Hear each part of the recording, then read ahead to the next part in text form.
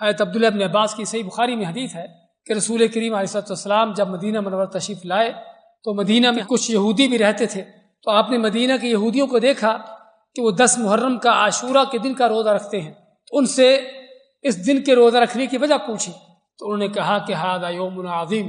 کہ یہ بہت عظیم دن ہے، بہت فضیلت کا دن ہے، یوم نجی اللہ فیہ موسیٰ، کہ یہ وہ دن ہے کہ جس میں اللہ تعالیٰ نے موسیٰ علیہ السلام کو نجات دی تھی، ان کو فتح دی تھی، اور ان کے دشمن فرعون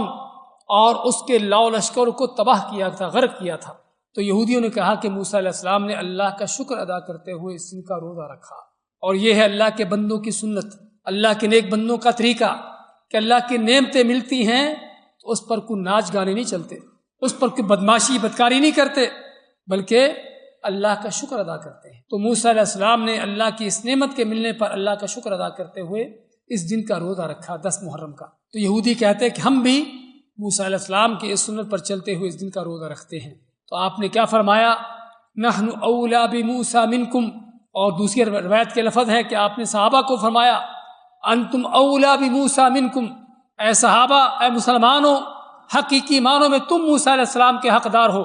کیونکہ یہ یہودی تو ان کے دین کو بگاڑنے والے ہیں۔ تو آپ نے عاشورہ کا 10 محرم کا روزہ خود بھی رکھا اور لوگوں کو بھی یہ روزہ رکھنے کا حکم دیا، اور آپ نے اس کی فضیلت بیان کرتے ہوئے کیا فرمایا کہ انی احتسب علی اللہ ان یکفر السنۃ الماضیہ، کہ مجھے اللہ سے اس بات کی امید ہے کہ اللہ تعالیٰ اس ایک دن کے روزے سے سابقہ 1 سال کے گناہوں کو معاف کر دے۔ تو یہ عاشورہ کے دن کا روزہ کہ جو آپ نے خود بھی رکھا، صحابہ کو رکھنے کا حکم دیا، اور پھر آپ نے فرمایا کہ اگر میں اگلے سال زندہ رہا تو 10 کے ساتھ 9 محرم کا بھی روزہ رکھوں گا، کس لیے؟ تاکہ یہودیوں کی مخالفت بھی ہو جائے